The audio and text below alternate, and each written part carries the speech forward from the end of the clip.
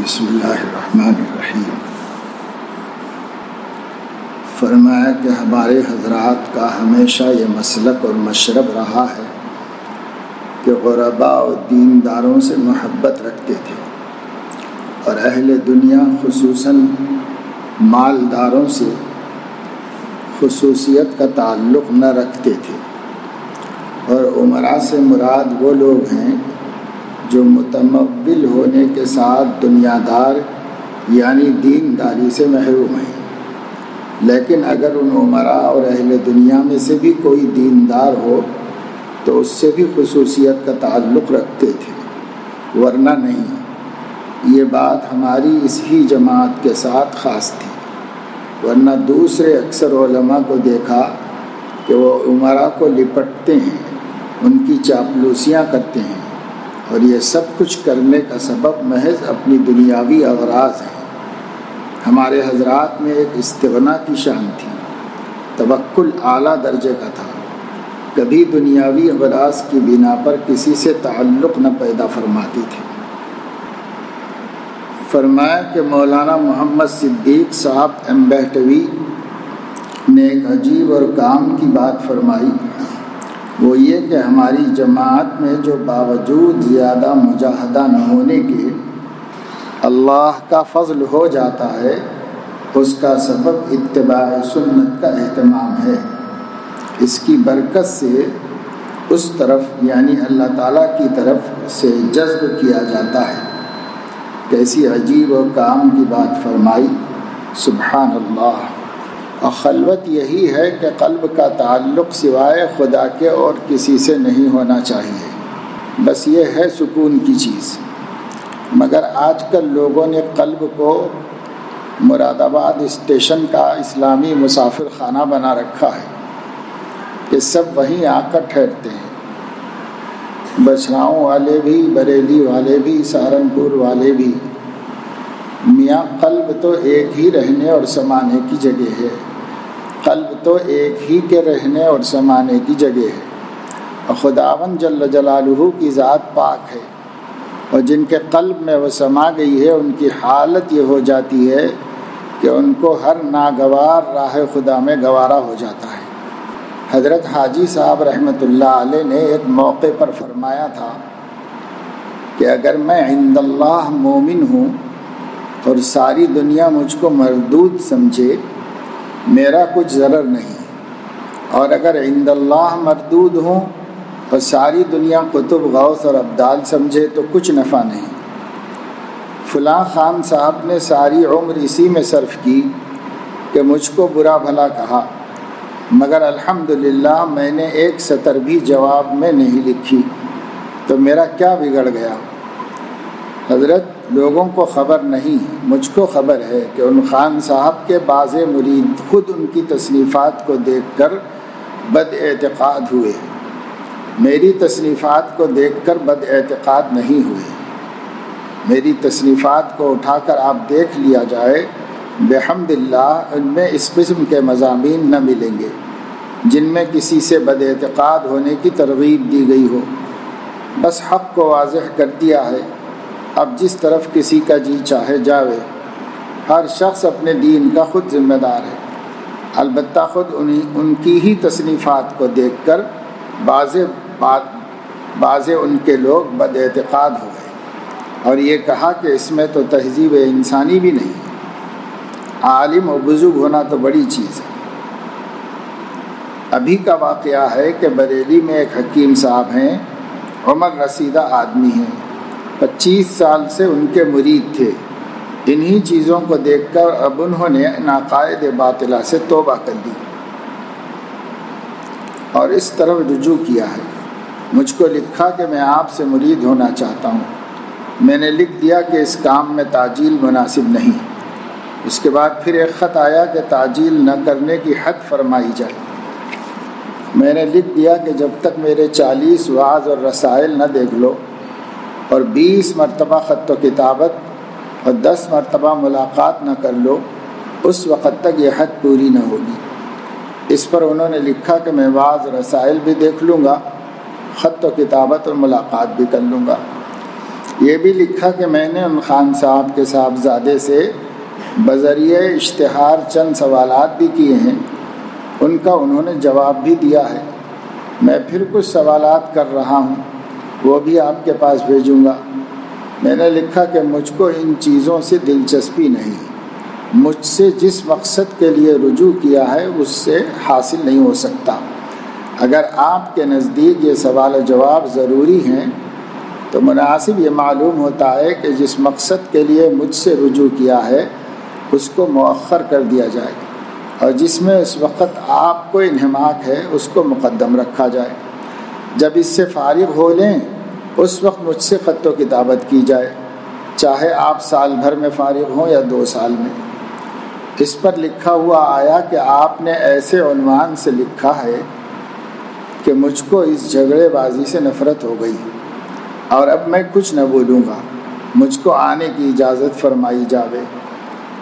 آدمی سمجھدار معلوم ہوتے ہیں۔ میں نے لکھ دیا کہ ابھی جلدی کیا ہے، کچھ خط و کتابت ہو لینے دیجیے، اور اگر آپ آنا ہی چاہتے ہیں تو اس کے متعلق یہ ہے کہ یہاں پر رہتے ہوئے مجلس میں چپ بیٹھے رہنا ہوگا، اور مکاتبت اور مخاطبت کی اجازت نہ ہوگی۔ اس پر لکھا کہ میں آنا چاہتا ہوں، کچھ نہ بولوں گا، خاموش بیٹھا رہوں گا۔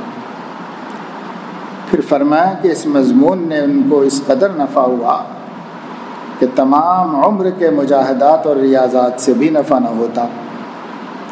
اگر میرا مذاق بھی وہی مروج ہوتا تو ان کی اس تحریر میں خوش ہوتا کہ میرے ساری عمر کے دشمن کے مقابلے میں میری نصرت کر رہے ہیں، بلکہ اور ترغیب دیتا، مضمون منگا کر دیکھتا، اس میں مشورے دیتا۔ لیکن اللہ کا لاکھ لاکھ شکر ہے اور ان کا فضل ہے کہ مجھ کو ہمیشہ ان چیزوں سے محفوظ رکھا اور ان خرافات سے میری حفاظت فرمائی۔ اب آپ ہی انصاف کیجئے کہ آیا یہ شق زیادہ مفید ہے کہ ایک شخص کو فضول لایانی بات سے ہٹا کر کام میں لگا دیا، یا وہ مفید تھا جو انہوں نے تجویز کیا تھا؟ نیز اگر درخواست بیعت کی کرتے ہی ان کو مرید کر لیتا اس قدر نفع ہو سکتا تھا جس قدر اب ہوا، بلکہ الٹا ہوتا۔ یہ شبہ بھی ہو سکتا تھا کہ معلوم ہوتا ہے کہ منتظر بیٹھے تھے کہ ادھر سے کوئی ٹوٹ کر آئے تو ہم اس کو دبوچ لیں۔ اس صورت سے خاک نفع نہیں ہو سکتا تھا، کیونکہ اس صورت کا حاصل تو یہ ہے کہ طالب مطلوب ہو جاتا ہے اور مطلوب طالب، پھر نفع کہاں؟ نفع جب ہی ہو سکتا ہے جب ہر چیز حد پر رہے۔ نیز حق میں حق تعالی نے قوت دی ہے۔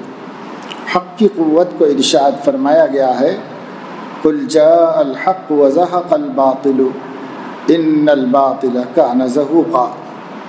تعجب ہے کہ لوگ سب چیزوں میں خاصیت کے قائل ہیں مگر حق کی خاصیت کے قائل نہیں۔ عجیب عقلیں ہیں۔ ایک صاحب کے سوال کے جواب میں فرمایا کہ اہل تحقیق کا قول ہے کہ سلطنت کا زوال ظلم سے ہوتا ہے، کفر سے نہیں ہوتا۔ یعنی کافر بھی بغیر ظلم کے حکومت کریں تو چلے گی، اللہ تعالیٰ ان کی حکومت زائل نہیں کرتا، لیکن ظلم کے ساتھ مسلمان بھی پائیدار نہیں رہ سکتا، مسلمان بادشاہ، مسلمان حکمراں بھی ٹوٹ جاتا ہے۔ حضرت مولانا تقی عثمانی صاحب دامت برکاتہم فرماتے ہیں، اللہ تبارک و تعالیٰ کا فضل و کرم ہے کہ اس نے ہمیں ہماری زندگی میں رمضان المبارک کا مہینہ عطا فرمایا۔ اس موقع پر ہمیں یہ یاد رکھنا چاہیے کہ پچھلے رمضان میں نہ جانے ہمارے کتنے بہن بھائی ہمارے ساتھی روزوں میں شریک تھے، تراویح میں شریک تھے اور رمضان کی برکتوں سے فیض یاب ہو رہے تھے۔ آج اس رمضان میں وہ دنیا سے جا چکے ہیں، ان کے عمل کا حساب کتاب بند ہو چکا ہے، کیونکہ اللہ تبارک و تعالیٰ کے یہاں قبولیت اور اجر و ثواب کے لیے وہی عمل معتبر ہے جو اس دنیا میں کیا جائے اور مرنے سے پہلے کر لیا جائے۔ جو ہی آنکھ بند ہوتی ہے تو دفتر عمل بھی بند ہو جاتا ہے، پھر اس میں کسی عمل کا اضافہ نہیں ہو سکتا۔ جب آپ جب آدمی دنیا سے چلا جاتا ہے اور قبر میں پہنچ جاتا ہے تو اس وقت وہ حسرت کرتا ہے کہ میں نے دنیا کی زندگی کے اوقات فضول ضائع کر دی، کاش میں اس میں کوئی نیک عمل کر لیتا، کاش میرے نام اعمال میں نیکیوں کا کچھ اضافہ ہو جاتا۔ لیکن اس وقت حسرت کارآمد نہیں ہوتی، کیونکہ عمل کا دروازہ بند ہو چکا ہوتا ہے۔ عالم برزخ میں جانے کے بعد حسرت یہ ہوتی ہے کہ ہم سے کوئی عمل بن نہیں پڑ سکتا، اب کوئی اللہ کا بندہ ہمیں ایصال ثواب کر دے، کوئی ہمارے اوپر فاتحہ پڑھ جائے، کوئی ہمارے لیے دعا کر دے، اس کی آرزو لگی رہتی ہے۔ حضرت علی رضی اللہ عنہ نے دنیا سے چلے جانے والوں کی زبان حال سے فرمایا کہ قبر میں پڑے ہوئے لوگ قبر کے پاس سے گزرنے والوں کو حسرت سے دیکھتے ہیں کہ کیا ان میں سے کوئی ہمارے پاس آ کر ایصال ثواب کرتا ہے یا نہیں۔ میرے والد ماجد حضرت مولانا مفتی محمد شفیع صاحب رحمۃ اللہ علیہ نے حضرت علی رضی اللہ عنہ کے اس کلام کو اردو میں نظم کی شکل میں مرتب کیا ہے، جس کا نام ہے مقبرے کی آواز۔ مقبرہ زبان حال سے اپنے گزرنے والوں کو آواز دیتا ہے کہ مقبرے سے گزرنے والے سن، ٹھہر ہم پر گزرنے والے سن، ہم بھی ایک دن زمین پر چلتے تھے، باتوں باتوں میں ہم مچلتے تھے، ہم ہر ایک رہ گزر کو تکتے ہیں، فاتحے کے لیے ترستے ہیں کہ کوئی بندے خدا آ جائے، فاتحہ بے کسوں پہ پڑھتا جائے۔ اس عالم میں جا کر اپنے اعمال کا دروازہ بند ہو جاتا ہے، اس لیے ہمیں اللہ جل جلالہ کا شکر ادا کرنا چاہیے کہ اس نے اپنے فضل و کرم سے ہمیں رمضان المبارک کی ساعتیں عطا فرمائی۔ ان ساعتوں کا ایک ایک لمحہ اللہ تعالیٰ کی رحمتوں کی گھٹائیں لے کر آتا ہے۔ اللہ تعالیٰ کی رحمتوں کی گھٹائیں جھوم جھوم کر انسانوں پر برستی ہیں، مغفرت کے بہانے تلاش کیے جاتے ہیں، گردنوں کو جہنم کے عذاب سے آزاد کیا جاتا ہے۔ اللہ تعالیٰ کی رحمت بندوں پر برسنے کے بہانے ڈھونڈتی ہے۔ اس کا شکریہ ہے کہ اس مقدس مہینے کی ساعتوں کی قدر پہچانی جائے، یعنی ان گھڑیوں کو اللہ تبارک و تعالیٰ کی اطاعت میں خرچ کیا جائے اور معصیت و گناہ سے اپنے آپ کو بچایا جائے۔ کم از کم اس مہینے میں اس بات کا تہیہ کر لے کہ میں کوئی گناہ نہیں کروں گا، آنکھوں کو غلط جگہ پڑھنے سے بچاؤں گا، کانوں کو غلط بات سننے سے بچاؤں گا، ان سے غیبت، جھوٹ اور غلط بیانی نہیں سنوں گا، اسی طرح اپنی زبان کی حفاظت کروں گا، جھوٹ، غیبت اور کسی کی دل آزاری نہ کروں گا۔ اس مہینے کو نبی کریم صلی اللہ علیہ وسلم نے شہر الصبر و شہر المواسات فرمایا کہ یہ صبر کا مہینہ ہے، اس میں صبر کی تربیت دی جا رہی ہے کہ بھوک لگتی ہے مگر اپنے آپ کو روک کر کھانے سے بچنا، پیاس لگ رہی ہے، حلق میں کانٹے پڑے ہوئے ہیں، گھر میں ٹھنڈا پانی بھی موجود ہے، کوئی دیکھنے والا بھی نہیں، لیکن کوئی روزے دار مسلمان خواہ کیسا ہی گیا گزرا ہو اپنی پیاس بجھانے کے لیے وہ پانی نہیں پیے گا۔ اسی طرح دل میں کسی گناہ کا داعیہ پیدا ہو رہا ہے تو صبر کر کے اپنے آپ کو اس سے روک لو۔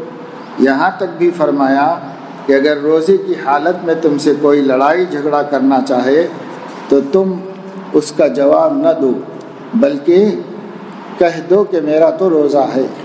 نبی کریم صلی اللہ علیہ وسلم نے یہ تشریح فرمائی ہے، فَإِن صَابَهُ أَحَدٌ، یعنی اگر کوئی شخص تم سے گالم گلوچ کرنے لگے، یعنی برا بھلا کہنے لگے اور لڑنے لگے، اور دوسری روایت میں ہے جَهِلَ عَلَيْكُمْ جَاهِلٌ، کوئی جاہل تم سے جہالت کا کام کرنے لگے تو تم اس کو یہ جواب دے دو۔ اسی کو فرمایا کہ ہوا شہر الصبر، صبر کا مہینہ ہونے کا مطلب اور مقصود یہی ہے۔ اللہ، یہ شہر الصبر ہے، اس کو اللہ تعالیٰ کی اطاعت میں گزارو۔ دل میں جو گناہ کے جذبات پیدا ہوتے ہیں ان کو اپنے قابو میں کر کے اپنے آپ کو اللہ تعالیٰ کے حکم کا پابند بناؤ۔ اگر کبھی تمہارے جذبات مشتعل بھی ہو جائیں تو اللہ کے لیے ان کو ٹھنڈا کر لو۔ نبی کریم صلی اللہ علیہ وسلم کا یہی پیغام ہے۔ روزہ رکھ کر حلال کام یعنی کھانا پینا تو چھوڑ دیا، لیکن حرام نہیں چھوڑا۔ جھوٹ غیبت ویسے ہی چل رہی ہیں، دوسروں کو تکلیف اسی طرح دے رہے ہو، دوسروں کی جان مال اور آبرو پر ویسے ہی حملے کر رہے ہو، حرام خوری سے باز نہیں آتے، رشوت کا لین دین اب بھی جاری ہے، دھوکہ دینا اب بھی جاری رکھا ہوا ہے۔ تو اس کا مطلب یہ ہوا کہ اللہ تعالیٰ کے لیے روزہ رکھا اور حرام مال سے افطار کر لیا۔ ایسے روزے میں کیا برکت و کیا نور ہوگا؟ اس روزے سے روزے کا مقصد تقوی حاصل کیسے ہوگا؟ کم از کم رمضان المبارک میں ان چیزوں سے ضرور بچا جائے۔ بندے کی طرف سے ذرا سے ارادے کی دیر ہوتی ہے، اللہ تبارک و تعالیٰ اپنے فضل و کرم سے توفیق عطا فرما ہی دیتے ہیں۔ ایک حدیث میں نبی کریم صلی اللہ علیہ وسلم کا ارشاد ہے، من سلم لہ رمضان سلمت لہ السنۃ، جس کا رمضان سلامتی سے گزر جائے اس کا پورا سال سلامتی سے گزرے گا۔ یعنی اگر اس مہینے میں اپنے آپ پر قابو پا کر گناہوں سے بچ گئے، گناہوں سے سلامتی حاصل کر لی، تو انشاءاللہ آئندہ پورا سال سلامتی کے ساتھ گزر جائے گا۔ اللہ تبارک و تعالی نے رمضان المبارک میں گناہوں سے بچنے کو عام دنوں کی بنسبت آسان بھی فرما دیا کہ شیطان کو قید کر دیا کہ پہلے وہ ہر وقت گناہوں پر آمادہ کیا کرتا تھا، اس زمانے میں اس کی بہکانے کی طاقت سلب کر لی گئی۔ اس کے بعد دل میں گناہوں کے تقاضے نفس کی وجہ سے پیدا ہوتے ہیں، نفس کو قابو میں رکھنے کے لیے اس پر کھانے پینے کی پابندی لگا دی گئی، جس کی وجہ سے گناہوں سے بچنا آسان ہو گیا اور عبادتیں آسان ہو گئی۔ اسی طرح اس مہینے میں اللہ تعالیٰ کا خوب ذکر کیا جائے، چلتے پھرتے اٹھتے بیٹھتے زبان پر اللہ تعالیٰ کا ذکر جاری رہنا چاہیے۔ فضول مجلسوں سے پرہیز کرے، فضول باتوں سے پرہیز کرے، خاص طور سے تیسرا کلمہ سبحان اللہ والحمد للہ ولا الہ الا اللہ واللہ اکبر ولا حول ولا قوت الا باللہ العلی العظیم، یہ کثرت سے پڑھے۔ یہ بڑی فضیلتوں کا کلمہ ہے، اللہ تعالیٰ کو بہت محبوب ہے، اس کے پڑھنے والے کو اللہ تعالیٰ بہت اجر عطا فرماتے ہیں اور اپنا قرب بھی عطا فرماتے ہیں، اور اس سے گناہوں سے بچنے کی توفیق بھی ہوتی ہے۔ اپنی نفسانی خواہشات کے مقابلے میں اپنے آپ کو مضبوط بنانے کے لیے یہ ایک طاقت اور انرجی ہے۔ چلتے پھرتے اٹھتے بیٹھتے اللہ تبارک و تعالیٰ کے ذکر سے اپنی زبان کو تر رکھو۔ اسی طرح نبی کریم صلی اللہ علیہ وسلم پر درود شریف جتنا ہو سکے اس کا اہتمام کیا جائے۔ اللہ تبارک و تعالیٰ اپنے فضل و کرم سے ہم سب کو اسی طرح رمضان المبارک گزارنے کی توفیق عطا فرمائیں۔ تقوی اس بات کا نام ہے کہ آدمی کے دل میں اس بات کا احساس و فکر پیدا ہو جائے کہ میں اللہ تعالیٰ کا بندہ ہوں اور مجھے اللہ کے سامنے اپنے ہر فعل کا جواب دہ ہونا ہے۔ اگر میں اعمال صالحہ کروں گا تو مجھے اللہ تعالیٰ کی طرف سے اس کا انعام ملے گا، اور اگر برائی کے کام کروں گا تو اس کی مجھے سزا ملے گی۔ یہ احساس جب دل میں جاگزیں ہوتا ہے اور صبح سے لے کے شام تک ہر کام میں انسان کو یہ فکر رہتی ہے تو اس کو تقویٰ کہتے ہیں۔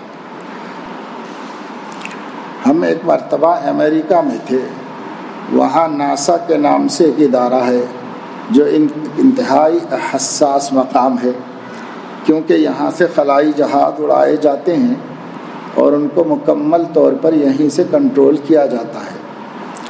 ہمارے بعض احباب ہمیں وہاں سیر کرانے لے گئے تو یہ دیکھا کہ اتنا حساس علاقہ ہونے کے باوجود یہاں نہ تو پولیس تھی اور نہ ہی کوئی نگرانی کرنے والا نظر آتا تھا۔ البتہ صرف داخلے کی جگہ پر ایک بورڈ لگا ہوا تھا جس پر یہ الفاظ لکھے تھے، آپ کی نگرانی ہو رہی ہے اور آپ کو دیکھا جا رہا ہے۔ ان الفاظ کو پڑھ کر آدمی ایک دم سے ٹھٹک جاتا ہے اور اس کے دل میں قدرتی طور پر یہ خیال آتا ہے کہ کوئی خفیہ آنکھ مجھے دیکھ رہی ہے، مجھ سے کوئی ایسا کام سرزد نہ ہو جائے جس کی وجہ سے میں قانون کی گرفت میں آ جاؤں۔ جب میں نے یہ دیکھا تو مجھے بہت عبرت ہوئی اور یہ خیال آیا کہ یہاں صرف انسانوں کی طرف سے لکھا گیا ہے کہ تمہاری نگرانی ہو رہی ہے، جس کی وجہ سے دل میں ایک ڈر اور خوف پیدا ہو گیا، جبکہ اللہ تعالیٰ 1400 سالوں سے فرما رہے ہیں اِنَّهُ بِمَا تَعْمَلُونَ بَصِيرٌ، جو کچھ تم کر رہے ہو اللہ تعالیٰ تمہیں دیکھ رہا ہے، ہمارے ہر قول و فعل کو ریکارڈ کیا جا رہا ہے۔ اللہ تعالیٰ فرماتے ہیں کتاباً یلقاہ منشورا اقرأ کتابک کفا بنفسک اليوم علیک حسیبا، تمہارا نامہ اعمال کھول کر تمہارے سامنے رکھ دیا جائے گا، اب اپنا نامہ اعمال پڑھ لو، اپنا حساب کرنے کے لیے کافی ہو۔ در حقیقت ہماری زندگی کی ایک ایک بات محفوظ ہے، اور اسی بات کا احساس اللہ تبارک و تعالی ہمارے دلوں میں پیدا فرمانا چاہتے ہیں، اور اسی احساس کے پیدا ہو جانے کا نام تقویٰ ہے۔ روزہ بھی در حقیقت مسلمان کے دل میں یہی احساس پیدا کرتا ہے کہ روزہ رکھنے کے بعد خواہ بھوک پیاس لگ رہی ہو لیکن انسان کچھ نہیں کھاتا پیتا، حالانکہ اگر اس نے تنہائی میں جا کر کچھ کھا پی بھی لیا تو کسی کو کیا پتہ چلے گا، لیکن اس کے دل میں یہ احساس پیدا ہو گیا ہے کہ اگر میں تنہائی میں جا کر بھی کچھ کھا بھی لوں اللہ تعالیٰ تو دیکھ رہا ہے۔ لیکن روزے سے تقویٰ اس وقت پیدا ہوگا جب اللہ تعالیٰ کی خاطر کھانا پینا چھوڑنے کے ساتھ ساتھ ان کاموں کو بھی چھوڑ دیا جائے جو اللہ تعالیٰ نے حرام قرار دیے ہیں، کیونکہ اگر کھانا پینا تو چھوڑ دیا لیکن حرام کام نہ چھوڑے تو تقویٰ حاصل نہ ہوگا۔ فضول کاموں اور حرام کاموں کو چھوڑنے کے بعد وقت بہت ملے گا، جب وقت ملے گا تو قرآن مجید کے پڑھنے پر اس وقت کو لگانا چاہیے، زیادہ سے زیادہ قرآن کی تلاوت کرو۔ رمضان شریف میں تمام اکابر قرآن مجید کی تلاوت کی طرف توجہ دیتے تھے، کیونکہ حضور صلی اللہ علیہ وسلم خود رمضان شریف میں زیادہ قرآن پڑھتے تھے، اور اس کی وجہ سے آپ کی طبیعت میں سخاوت میں بھی اضافہ ہو جاتا تھا۔ صحیح بخاری میں حدیث ہے کہ رسول اللہ صلی اللہ علیہ وسلم جب رمضان شروع ہوتا تو خیر خیرات بڑھا دیتے تھے۔ پہلے بھی آپ اجود الناس تھے، تمام لوگوں میں سب سے زیادہ خیرات کرنے والے آدمی تھے، لیکن رمضان شروع ہوتا تو آپ کی یہ خیر خیرات طوفانی ہواؤں کی طرح تیز ہو جاتی تھی۔ پھر راوی کہتے ہیں یہ اس وجہ سے کہ جبرائیل آ کر آپ کو قرآن سناتے تھے اور آپ ان کو قرآن سناتے تھے۔ قرآن کے اس دور کی وجہ سے طبیعت میں اس قدر نشاط اور اتنی خوشی پیدا ہوتی تھی کہ آپ جی بھر کر اور دل کھول کر خیرات کیا کرتے تھے لوگوں کے اوپر۔ تو رمضان کے ساتھ قرآن کا خاص تعلق ہے، اس کو ملحوظ رکھیں اور بکثرت تلاوت کرنے کا اہتمام کریں۔ آج بھی ایسی مستورات ہیں ماشاءاللہ، قرآن مجید رمضان میں بطور خاص خوب جی لگا کر تلاوت کرتے ہیں، ہر کام سے فارغ ہو کر قرآن پڑھنے کا معمول بنا لیتی ہیں، اور ماشاءاللہ 2 3 4 قرآن رمضان میں ختم کر لیتی ہیں۔ جب عورتیں ہیں تو مرد اور آسانی سے کر سکتے ہیں، کیونکہ عورتوں کو تو بیچاریوں کو کھانا پکانا بھی رہتا ہے، بچوں کو سنبھالنا بھی رہتا ہے، اور پھر بھی پڑھنے والے اہتمام سے وقت نکال کر پڑھتے ہیں۔ شیخ الحدیث حضرت مولانا زکریا صاحب رحمۃ اللہ علیہ نے فضائل رمضان یا فضائل قرآن میں لکھا ہے کہ اللہ تعالیٰ کی کن کن نعمتوں کا شکر ادا کروں کہ میری بچیاں رمضان شریف میں مہمانوں کی خدمت اور گھر کے کاموں کے باوجود روزانہ 15-17 پارے تلاوت کر لیتی ہیں۔ تو آخر وہ بھی تو عورتیں تھیں، اور حضرت شیخ کے ہاں مہمان تو روزانہ 100 200 300 مہمانوں کا سلسلہ رہتا تھا، تو ان کی خدمت کرتے ہوئے بھی قرآن پڑھنے کا ٹائم نکال لیتی تھی، وہ قرآن پڑھتی تھی۔ حضرت امام ابو حنیفہ رحمۃ اللہ علیہ دن میں ایک قرآن ختم کرتے تھے، رات میں ایک قرآن ختم کرتے تھے۔ امام بخاری رحمۃ اللہ علیہ دن میں ایک ختم اور رات میں 10 پارے پڑھتے تھے۔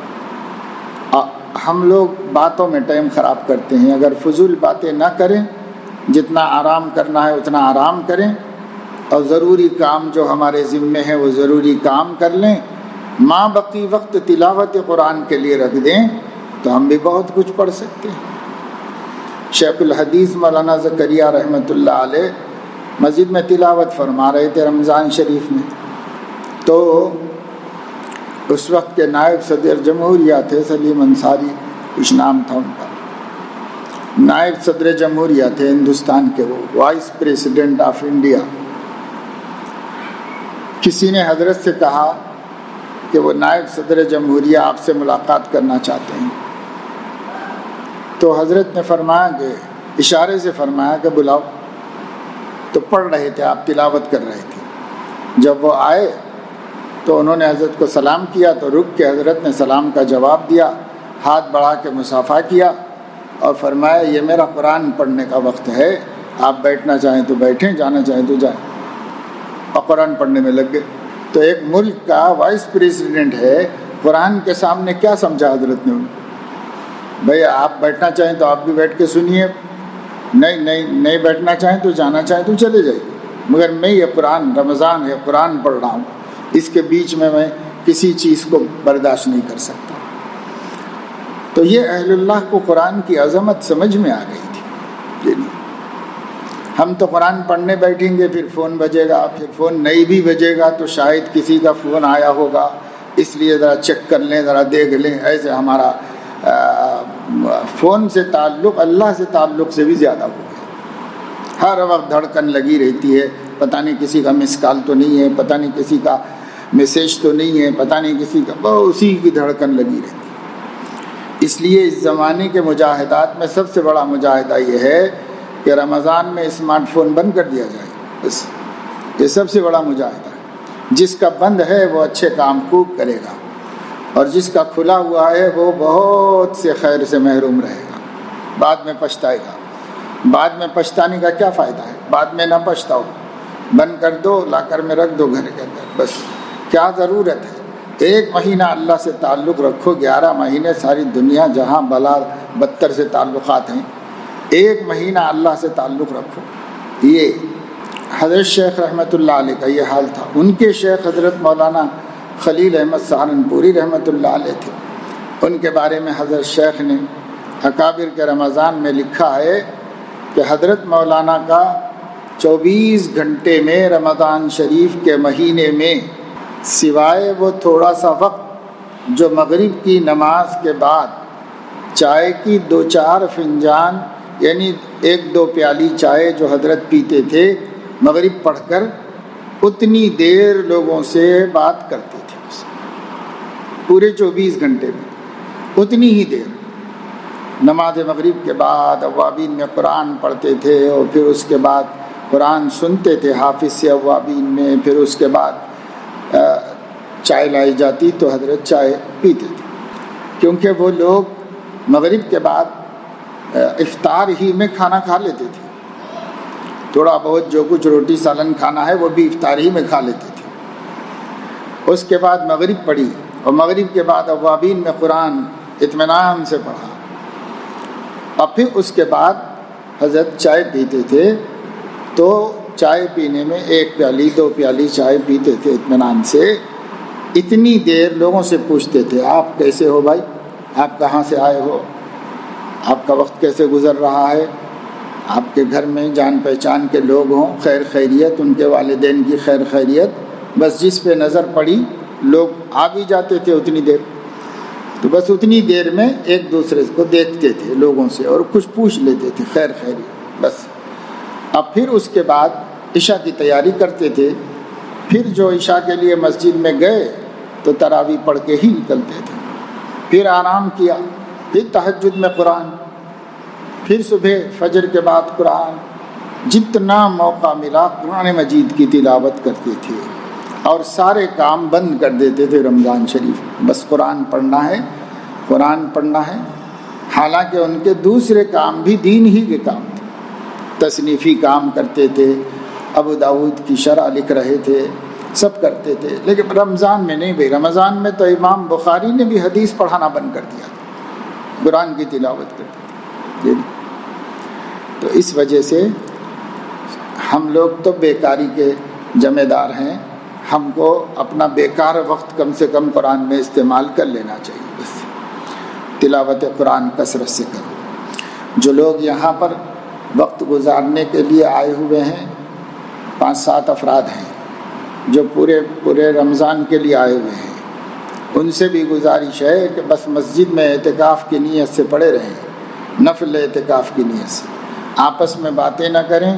جو نظام العمل میں نے بنا دیا ہے اس نظام العمل کو فالو کرتے رہیں، اوقات کا ضیاع سے بچائیں، بیکار نہ سوئیں، بقدر ضرورت آرام بھی کریں، لیکن باقی وقت کام میں لگائیں، قرآن زیادہ پڑھیں، کچھ دینی مطالعہ بھی کریں۔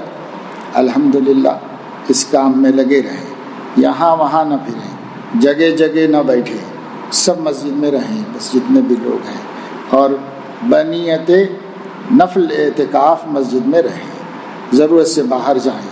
کھانا کی فکر ہے، نہ پینے کی فکر ہے، وقت پر مطبخ میں تیار ہوگا، دسترخوان لگ جائے گا، مل جائے گا، اپنا عبادت غنیمت سمجھو۔ جب گھر سے وقت فارغ کر کے آئے ہو تو یہاں آ کے برباد مت کرو وقت۔ جو حضرات گھر پہنچ سکتے ہیں، جو یہاں مغرب پڑھ کے جانا چاہتے ہیں تو یہاں افطار کر لیں، مدرسے میں مغرب پڑھ کے جا سکتے ہیں۔ سبحانک اللہم و بحمدک اشہد ان لا الہ الا انت استغفرک۔